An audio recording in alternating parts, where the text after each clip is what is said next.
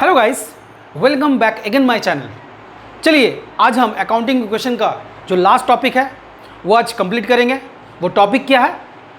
T shape account. तो पहले हम समझेंगे कि टी शेप अकाउंट होता क्या है, ठीक है। उसके बाद किस तरह से, कौन सा प्रोसीजर से टी शेप अकाउंट किया जाता है वो भी हम सीखेंगे। तो पहले हम जान लेते हैं कि टी शेप अकाउंट होता कैसा है। तो देखिए, टी शेप अकाउंट दिखने में इस टाइप का लगता है, टी का जैसा, ठीक है। इसका लेफ्ट साइड में हम डेबिट लिखेंगे और राइट साइड में हम इसका क्रेडिट लिखेंगे, ठीक है। और अमाउंट का दो कॉलम बनाएंगे, ठीक है। Particulars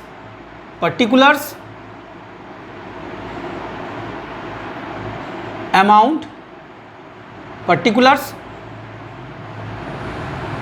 amount, okay. और ये हम टी शेप्ड अकाउंट बना रहे हैं, ओके। देखिए टी शेप अकाउंट सीखने से पहले हमें कुछ रूल्स जानना बहुत ज़रूरी है, क्योंकि रूल्स के बेसिस पे ही हम टी शेप अकाउंट सीखेंगे। तो रूल्स क्या है? तो देखिए, फर्स्ट रूल्स जो है वो क्या है? ऑल एसेट्स एंड एक्सपेंसेस जब इंक्रीज करेगा, इंक्रीज, तो हम लिखेंगे डेबिट, ठीक है। और जब डिक्रीज करेगा तो हम लिखेंगे क्रेडिट, ठीक है। तो एसेट्स अगर इंक्रीज करता है तो हम डेबिट लिखेंगे, एक्सपेंसेस इंक्रीज करता है तो हम डेबिट लिखेंगे।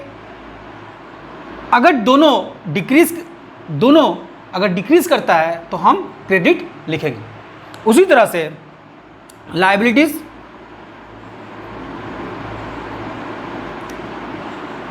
कैपिटल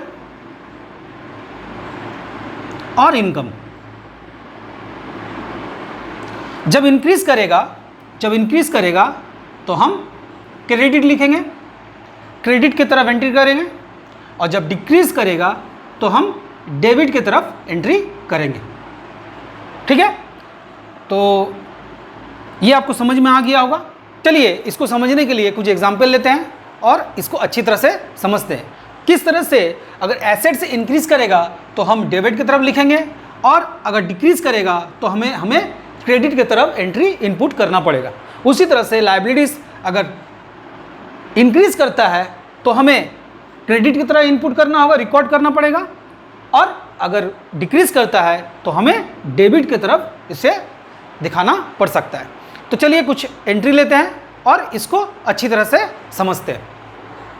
तो देखिए गाइस, मैंने टी शेप अकाउंट का एक प्रॉब्लम लिया है और इस प्रॉब्लम को हम टी शेप अकाउंट में इनपुट करेंगे, इसको रिकॉर्ड करेंगे ये रूल को यूज़ करके, ठीक है। इस रूल को यूज़ करके हम इसका जो एंट्री है वो हम रिकॉर्ड करेंगे टी शेप अकाउंट में।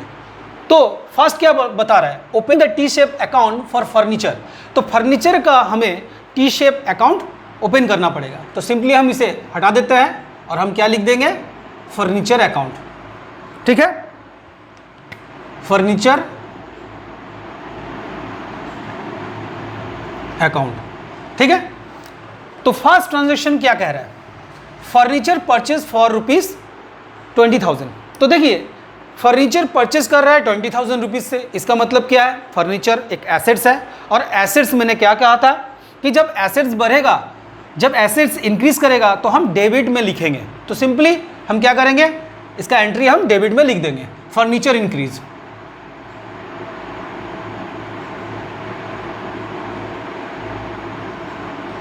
कितना रुपीस का? 20,000 का, ओके, ठीक है। अब हम सेकेंड एंट्री देखेंगे। सेकेंड एंट्री क्या बता रहा है? Furniture sold for rupees. इसका मतलब फर्नीचर बेचा जा रहा है 5,000 रुपये में, तो फर्नीचर कम हो जा रहा है, फर्नीचर डिक्रीज हो जा रहा है। तो जब एसेट डिक्रीज होगा तो सिंपली हम क्या करेंगे? क्रेडिट साइड में इसको रिकॉर्ड कर देंगे। तो सिंपली हम लिख देंगे फर्नीचर डिक्रीज, ठीक है। 5,000 हम इसका इनपुट कर देंगे, ठीक है। अब हम थर्ड एंट्री देखेंगे। थर्ड एंट्री क्या कर रहा है? फर्नीचर अगेन परचेज, तो फिर दोबारा से फर्नीचर परचेज कर रहे हैं, इसका मतलब क्या हो रहा है, एसेट्स इंक्रीज कर रहा है और इसका एंट्री हम इंक्रीज साइड में लिखेंगे, फर्नीचर इंक्रीज। ठीक है, अमाउंट हम बैठा देंगे, फर्नीचर इंक्रीज हो रहा है तो ये 8000 आपका अमाउंट बैठ गया। ठीक है, अब हम फोर्थ एंट्री देखेंगे। फोर्थ एंट्री क्या कह रहा है, ओल्ड फर्नीचर डिस्कार्डेड फॉर ₹250। पुराना फर्नीचर हो गया, डिस्कार्डेड हो गया, खराब हो गया, इसका मतलब क्या हो रहा है कि फर्नीचर डिक्रीज कर जा रहा है। तो फर्नीचर जब डिक्रीज करेगा तो हम क्या करेंगे, क्रेडिट साइड में इसका रिकॉर्ड कर देंगे, तो फर्नीचर डिक्रीजेज।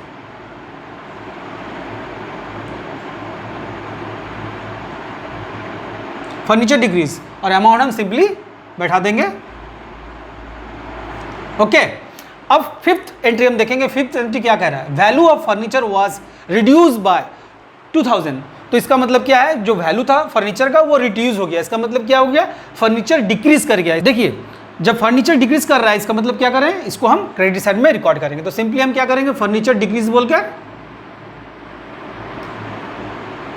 हम अमाउंट बैठा देंगे 2000। ठीक है, चलिए अब तो ये तो कंप्लीट हो गया। अब सिंपली हमको क्या करना है, हम इसे बैलेंस करेंगे। तो बैलेंस हम कैसे करेंगे, तो हमें देखना पड़ेगा किस साइड ज़्यादा है, ज़्यादा अमाउंट है, तो ज़्यादा अमाउंट से कम अमाउंट को हमें डिडक्ट करना है और हमें बैलेंस निकाल लेना है। तो कैलकुलेट करके देख रहे हैं कि डेबिट साइड ज़्यादा है सिंपली, तो हम इसको कैलकुलेट कर लेंगे। 28,000 डेबिट साइड में ज़्यादा निकला, एज इट इज़ हमें इधर भी बैठा देना पड़ेगा 28,000। ठीक है, अब 28,000 से हमें इसको डिडक्ट करना है, तो ये डिडक्ट होकर आपका आ रहा है 18,500। ओके, इस तरह से आप बैलेंस इसका निकाल लेना है आपको और फर्नीचर अकाउंट कंप्लीट हो गया। तो चलिए एक और ओपन एंट्री का प्रॉब्लम लेते हैं और उसे भी सॉल्व करते हैं। तो देखिए गाइस, मैंने एक और प्रॉब्लम लिया है टी शेप अकाउंट का और किसका लिया है, क्रेडिटर अकाउंट का। ठीक है, तो पहले हम इसका फॉर्मेट ड्रॉ कर लेंगे क्रेडिटर का। तो फॉर्मेट आप जानते हैं किस तरह से ड्रॉ किया जाता है, टी शेप्ड अमाउंट। तो पहले हम लिख लेंगे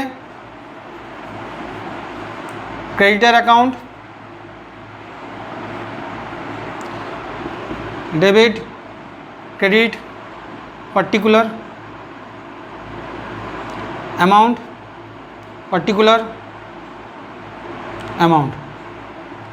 तो देखिए फर्स्ट एंट्री क्या कह रहा है, purchase good from Sanjay on credit for ₹40,000।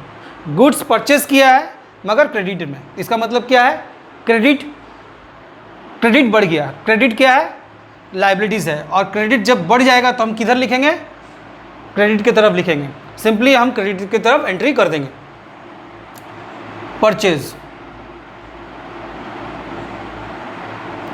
ठीक है, 40,000 हम एंट्री कर देंगे, क्योंकि लाइबिलिटीज अगर बढ़ेगा तो हमें क्रेडिट साइड में एंट्री करना पड़ेगा, रिकॉर्ड करना पड़ेगा।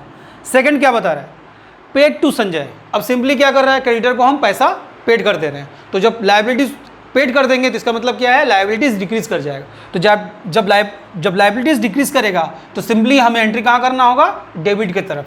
तो सिंपली हम क्या करेंगे, लाइबिलिटीज कम जा रहा है, कैश में दे रहे हैं, सिंपली हमें अमाउंट बैठा देंगे 25,000। ठीक है, अगेन अब हम थर्ड एंट्री देखेंगे। थर्ड एंट्री क्या कर रहा है, again purchase good from Sanjay on credit. देखिए सिंपली क्या बता रहा है कि गुड्स परचेज कर रहा है, इसका मतलब क्या है, क्रेडिटर बढ़ जा रहा है। क्रेडिटर मतलब लाइबिलिटीज, और लाइबिलिटीज अगर बढ़ जाएगा तो सिंपली हम क्या किधर एंट्री करेंगे, क्रेडिट साइड में एंट्री करेंगे। तो सिंपली हमको लिखना है क्रेडिट साइड में परचेज, और अमाउंट क्या बैठाएंगे, 16,000। ओके, अब हम फोर्थ एंट्री देखेंगे। फोर्थ एंट्री क्या बता रहा है, goods return to Sanjay for ₹2,000। Goods return कर रहा है संजय का, इसका मतलब क्रेडिटर का अगर गुड रिटर्न, इसका मतलब क्या है कि क्रेडिटर को गुड्स रिटर्न करेंगे, इसका मतलब क्या है, लाइबिलिटीज घट जा रहा है, इसका मतलब लाइबिलिटीज डिक्रीज कर रहा है। अगर लाइबिलिटीज डिक्रीज करेगा तो हम किधर एंट्री करेंगे, डेबिट साइड में। तो सिंपली हम क्या करें, डेबिट साइड में एंट्री कर देंगे, गुड्स रिटर्न, और अमाउंट जो है वो बैठा देंगे 2,000।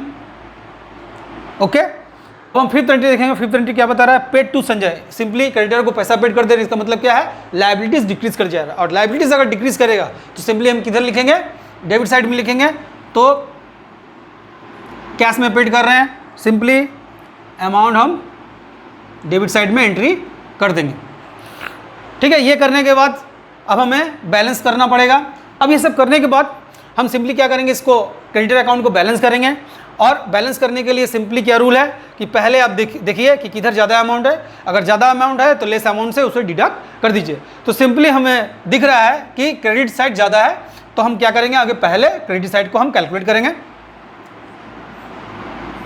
ओके, क्रेडिट साइड आपका आ रहा है 56,000। ओके, इधर भी 56,000। ठीक है, अब बैलेंस हम इधर निकालेंगे। तो बैलेंस क्या होगा, 25, ये होगी आपका 47। तो सिंपली आपका 47 000 सिंपली आपका 9,000 बैलेंस आपके निकल के बाहर आ रहा है। तो गाइस आज के लिए इतना ही। अगर मेरा वीडियो आपको अच्छा लगता है तो प्लीज़ लाइक, सब्सक्राइब और कमेंट करना भूलिएगा मत। ऐसे ज़्यादा से ज़्यादा शेयर कीजिए। थैंक यू, मिलते हैं नेक्स्ट वीडियो में।